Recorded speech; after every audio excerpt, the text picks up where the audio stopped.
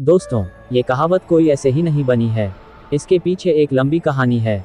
इस कहावत का अर्थ है कि स्त्री का चरित्र एक अबूझ पहेली है, उसे कोई नहीं जान सकता है।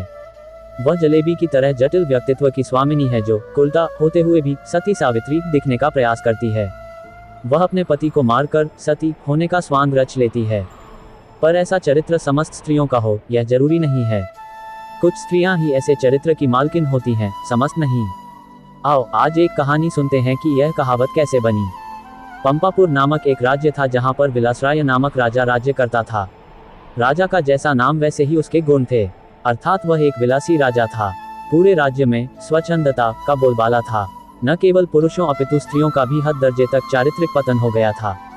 विवाहितर संबंध कायम करना एक आम बात थी उस राज्य में। उस राज्य में सुधर्मा नामक एक लकड़हारा रहता था। उसकी पत्नी का नाम सुलक्षणा था। सुधर्मा सुबह सुबह लकड़ी काटने वन में चला जाया करता था और देर शाम तक वापस लौटता था। दिन भर घर में सुलक्षणा अकेली रहती थी और बोर होती थी। सुलक्षणा अतीव सुंदर स्त्री थी और आत्ममुग्धा नायिका की तरह अपने रूप यौवन को आईने में देख देख कर हर्षित होती रहती थी। शाम को सुधर्मा थका हारा आता था और खाना खाकर जल्दी ही सो जाया करता था। सुलक्षणा घर का काम निपटा कर और सज संवर कर जब तक सेज पर आती थी तब तक सुधर्मा खर्राटों की दुनिया में सैर करने चला जाता था। बेचारी सुलक्षणा मन मसोस कर सेज पर तड़पती रह जाती थी। उसका अतिरिक्त यौवन खून के आंसू रोने लगता था। घर गृहस्थी का सारा सामान सुलक्षणा ही लाती थी। एक दिन सेठ कहीं गया हुआ था और उसकी दुकान पर उसका नौजवान पुत्र चिंतामणि बैठा था। वह सुंदर तथा बलिष्ठ था। सुलक्षणा उसकी जवानी पर फिदा हो गई। सेठ के बेटे चिंतामणि ने भी सुलक्षणा जैसी सुंदर और सुडौल स्त्री पहली बार देखी थी, इसलिए वह भी सुलक्षणा की ओर आकर्षित हो गया। दो जमा प्यासे दिल मिल गए तो अब बदन मिलना भी आवश्यक हो गया था। चिंतामणि ने एक मिलन स्थल भी खोज लिया था। सुलक्षणा रोजाना सुधर्मा के सो जाने पर चिंतामणि से मिलने जाने लगी और वह सुबह होने से पहले वापस आ जाती थी। सुलक्षणा और चिंतामणि की रंगरेलियां बेरोक टोक चलने लगी। एक दिन सुधर्मा जंगल में लकड़ी काटने गया तो उसने देखा कि एक साधु बेहोश पड़ा है। सुधर्मा ने उस साधु पर ठंडे जल के कुछ छींटे मारे तो साधु ने आंखें खोल दी। सुधर्मा ने साधु को बैठाया और ठंडा जल पिलाया तो उसमें कुछ जान आई। थोड़ी देर बाद उसे खाना भी खिलाया तो उसके बदन में थोड़ी ताजगी आ गई और वह चहलकदमी करने लग गया। सुधर्मा ने उस साधु से आग्रह किया कि कुछ दिन वह उसका आतिथ्य स्वीकार करे। सुधर्मा के आग्रह को साधु महाराज टाल नहीं सके और शाम को वे साधु महाराज सुधर्मा के साथ उसके घर आ गए। साधु को देखकर सुलक्षणा के तन बदन में आग लग गई। उसे लगा कि अब उसकी चोरी पकड़ी जा सकती है, इसलिए वह साधु को घर में नहीं रखने की जिद पर अड़ गई। सुधर्मा ने उसके सामने समर्पण करते हुए कह दिया कि साधु महाराज बस 1-2 दिन ही रहेंगे। इस पर सुलक्षणा राजी हो गई। रात में सबने खाना खाया और साधु के लिए आंगन में चारपाई बिछा दी। सुधर्मा खाना खाने के तुरंत बाद ही सो गया था, लेकिन सुलक्षणा की आंखों में नींद कहाँ थी, वहां तो चिंतामणि की सूरत बसी हुई थी। उसका मन उड़कर चिंतामणि के पास चला गया था, मगर बदन तो सुधर्मा के घर में ही पड़ा था। यौवन को मन से ज्यादा तन की जरूरत होती है। सुलक्षणा को अपना बदन जलता हुआ महसूस होने लगा। उस आग बुझाने के लिए उसे चिंतामणि के सागर की आवश्यकता थी। सुलक्षणा उठी और उसने देखा कि सुधर्मा खर्राटे ले रहा है। तब वह साधु के पास गई। साधु भी चुपचाप लेटा था। सुलक्षणा ने उसे सोता हुआ जाना और फिर वह बन संवर कर चिंतामणि से मिलने के लिए चल दी। साधु एक अनजान व्यक्ति के घर में ठहरा था और सुलक्षणा ने उसे बड़ी मुश्किल से घर में रहने दिया था, जबकि उसने यहाँ रहने के लिए कहा ही नहीं था। सुलक्षणा के व्यवहार को देखकर दाल में जरूर कुछ काला है, साधु महाराज के मन ने कहा और वह सोचता ही रहा। इसलिए उसे नींद नहीं आई और उन दोनों के क्रियाकलाप देखता रहा। जब सुलक्षणा उसके पास आई तब वह दम साध कर चुपचाप लेटा रहा। उसने सुलक्षणा को बन संवर कर कहीं पर जाते हुए देख लिया था, मगर वह चुपचाप पड़ा रहा। उसने ये भी देख लिया था कि भोर होने से पहले ही सुलक्षणा वापस आ गई थी। उसे अब सारा माजरा समझ में आ गया था। दूसरे दिन सुधर्मा जब जंगल से लौटा तो साधु ने उसे अपनी पत्नी से सावधान रहने को कहा और यह भी कहा कि उसकी पत्नी किसी से मिलने रात को कहीं जाती है। इस पर सुधर्मा को सुलक्षणा पर बहुत गुस्सा आया और उसने सुलक्षणा को मारा पीटा भी बहुत। उसने सुलक्षणा को एक खंभे से बांध दिया और सो गया। सुधर्मा के मकान के पड़ोस में हरिराम नाई रहता था, जिसकी पत्नी का नाम सुशीला था। सुलक्षणा की तरह सुशीला भी एक चरित्रहीन स्त्री थी।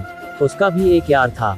चूंकि दोनों एक ही नाव पर सवार थीं, इसलिए दोनों घनिष्ठ सहेली बन गई थीं। दोनों सहेलियां एक दूसरे के संदेश लाने ले जाने का काम भी करती थीं, इसलिए दोनों स्त्रियां एक दूसरे के प्रेमियों से भली भांति परिचित थीं। उस रात जब काफी देर तक सुलक्षणा नहीं आई तो चिंतामणि को चिंता होने लगी। वह भागा भागा सुशीला के पास आया और सुलक्षणा को बुला लाने के लिए सुशीला से कहने लगा। सुशीला सुलक्षणा के घर गई तो उसे खंभे से बंधा पाया। तब सुलक्षणा ने सारी कहानी बता दी। सुशीला ने चिंतामणि का संदेश सुलक्षणा को दिया तो सुलक्षणा ने अपने बंधे होने की मजबूरी बता दी। इस पर सुशीला ने कहा, ऐसा कर, मैं तेरे बंधन खोल देती हूँ, तू चिंतामणि से मिला, तब तक मैं यहाँ बंधी रहूंगी। उसके इस प्रस्ताव पर सुलक्षणा की बाँछें खिल गई और वह अपनी जगह सुशीला को बांधकर चिंतामणि से मिलने चली गई। साधु महाराज ये सब खटराक देख सुन रहे थे, मगर वे चुपचाप खाट में दम साधे पड़े रहे। रात में जब सुधर्मा की नींद खुली तो उसे सुलक्षणा पर थोड़ी दया आई और उसने सोचा कि उसने कुछ ज्यादा कठोर रूप धर लिया है, अब सुलक्षणा को खोल देना चाहिए। लेकिन मन ने कहा, अगर वह फिर से अपने प्रेमी से मिलने चली गई तो? अब इस सवाल का कोई जवाब नहीं था उसके पास। उसने सोचा कि इस बार यदि सुलक्षणा वचन दे दे कि वह अपने प्रेमी से मिलने नहीं जाएगी, तब वह उसे खोल सकता है। सुधर्मा ने जोर से आवाज लगाई, कलंकिनी, अगर मुझे तू यह आश्वासन दे दे कि तू उससे मिलने नहीं जाएगी तो मैं तेरे बंधन खोल दूंगा। लेकिन वहां पर तो सुलक्षणा नहीं अपितु सुशीला बंधी हुई थी। सुशीला ने सोचा कि यदि वह कुछ भी बोलेगी तो उसकी आवाज से सुधर्मा को पता चल जाएगा कि वह सुलक्षणा नहीं कोई और है, तो फिर सारा भांडा ही फूट जाएगा। इसलिए वह कुछ नहीं बोली और चुप रही। उसके इस तरह चुप रहने पर सुधर्मा को गुस्सा आ गया और उसने गुस्से में आकर कुल्हाड़ी फेंक कर दे मारी। कुल्हाड़ी सीधी सुशीला की नाक पर जाकर लगी और उसकी नाक कट गई। वह अंदर ही अंदर सारा दर्द सहन कर गई, मगर उसने एक भी कराह नहीं निकलने दी। कुल्हाड़ी फेंक कर मारने से सुधर्मा का गुस्सा थोड़ा ठंडा हो गया और वह सो गया।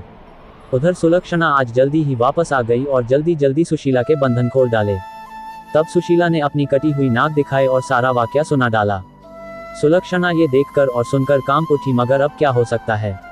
सुशीला अपने घर को चली गई और सुलक्षणा फिर से उसी खंभे से बंधी खड़ी हो गई।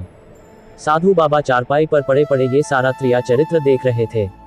थोड़ी देर बाद जब सुधर्मा की नींद खुली तो उसने अपनी पत्नी सुलक्षणा से फिर कहा, देख, तू अब भी मुझसे सच सच कह दे और मुझे यह वचन दे दे कि तू फिर कभी उससे मिलने नहीं जाएगी तो ठीक रहेगा, नहीं तो जिस प्रकार मैंने तेरी नाक काटी है, अब तेरे दोनों कान भी काट दूंगा। फिर तू नकटी और बूची हो जाएगी, तब तेरा घर से निकलना ही मुश्किल हो जाएगा। इन शब्दों को सुनकर सुलक्षणा के षड्यंत्रकारी दिमाग में एक युक्ति सूझी। उसे पता था कि नाक उसकी नहीं सुशीला की कटी है और इस बात का पता सुधर्मा को नहीं है। इस नासमझी का फायदा उठाना चाहिए। तब उसने त्रिया चरित्र दिखलाते हुए नाटक करना शुरू कर दिया और जोर जोर से रोना शुरू कर दिया। रोते रोते बोली, तुम मर्द लोग बड़े बेरहम होते हो, अपनी पत्नी पर झूठा इल्जाम लगाकर उसकी नाक काट देते हो। मैं कोई कुलटा स्त्री नहीं हूँ जैसा कि तुमने मुझ पर आरोप लगाया था। मैं एक पतिव्रता स्त्री हूँ और मैं आज तुम्हें ये सिद्ध करके दिखा दूंगी कि मैं कितनी सती, नेक और पतिव्रता हूँ। ऐसा कहकर उसने आसमान की ओर देखा और भगवान को संबोधित करते हुए बोली, हे प्रभु, हे माता गौरी, हे समस्त देवी देवताओं, हे दसों दिशाओं, आप सभी मेरी बात ध्यान से सुनो और मेरे साथ न्याय करो।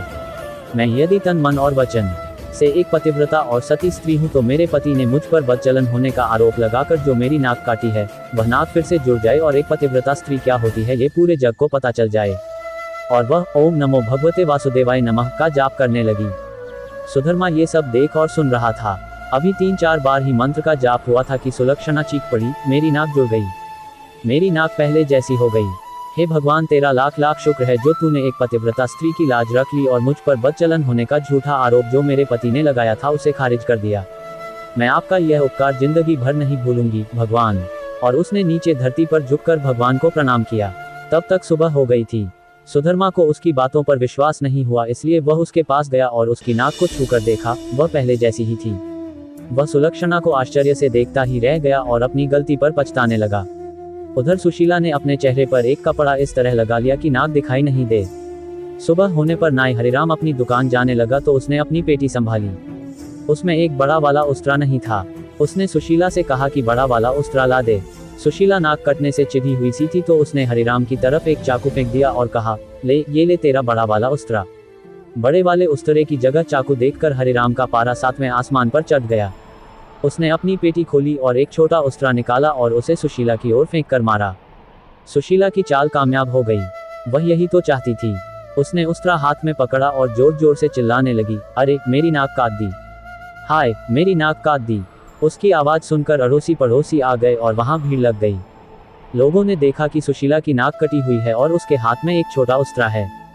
सुशीला कहे जा रही थी कि उसके पति ने उसे बदचलन बताकर बेवजह ही उसकी नाक इस उस्तरे से काट दी है।